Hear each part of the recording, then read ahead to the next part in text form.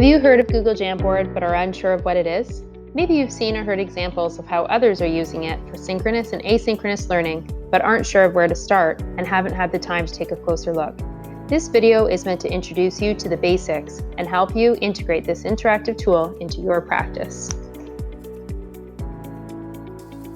Let's get started by opening a new jam that I can prepare in advance to use with my students later. It's important to note that for the sake of this video, I'm accessing Jamboard through the web as opposed to an app. Jamboard has different capabilities depending on how you access it. For now, I'm in my drive, so I'll click on New, click on More, scroll down, and click on Jamboard. Alternatively, I might go through the waffle, scroll through the apps, and click on Jamboard here. The big difference is here, you'll notice that by going through the apps, I have access now to all of the Jamboards I've either created in the past or worked on collaboratively with others. This might be a time saver for me because I might find something that I've used in the past that I could make quick adaptations to and apply to a new lesson. But for the sake of this video, I'm going to click the plus here in the right-hand corner and start a new jam. Now that you've opened a new jam, let's just go through the basics to help you get started playing and considering how you might integrate this into your practice for both synchronous and asynchronous learning. First, let's name our file by clicking on Untitled Jam and renaming accordingly. You can go back and edit that at any time. In Jamboard, these are referred to as frames.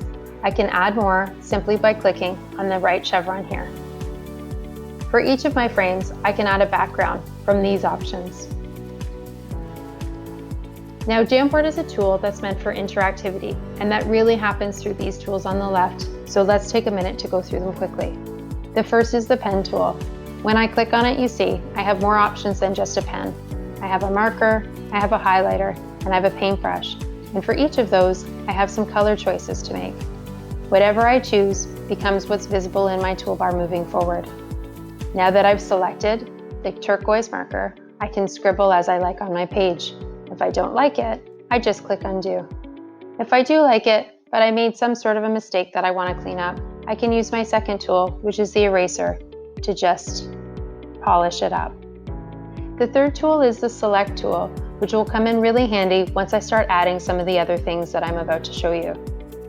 The first one is a sticky note. Just like with the pen, I have different options of color.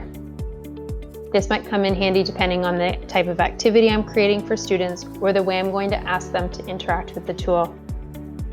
I might want to include an image. I can select here from my files from my computer.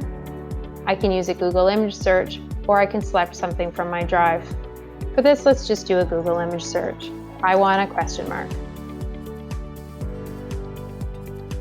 I can also pick from pre-made shapes. Once I insert one, you can see that I can also change the color of the fill and the color of the surrounding border. Finally, I have a text box option.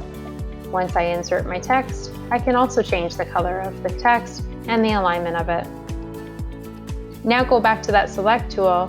I want to reorganize my page. So I can reposition things, I can reorient things, I can resize things, I can duplicate things, I can delete things, and I can reorder the way that they layer on top of each other.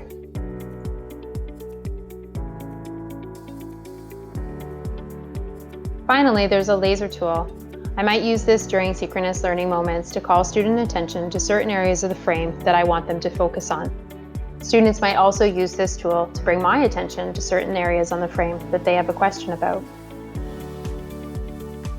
The last thing I want to show you before leaving you to play is this. If I go back on here and click on the frame, you'll see that I expand what's called a frame bar. I can use this to click on the plus and add a new frame. Or if I'm trying to make duplicate frames for multiple students to work on, I click on the three dots and do that. I can delete, and if I do a lesson once and decide that I'd like to reorder it for next time, I can just simply click and hold my button and reposition the frames. That's it. Now it's your turn to try.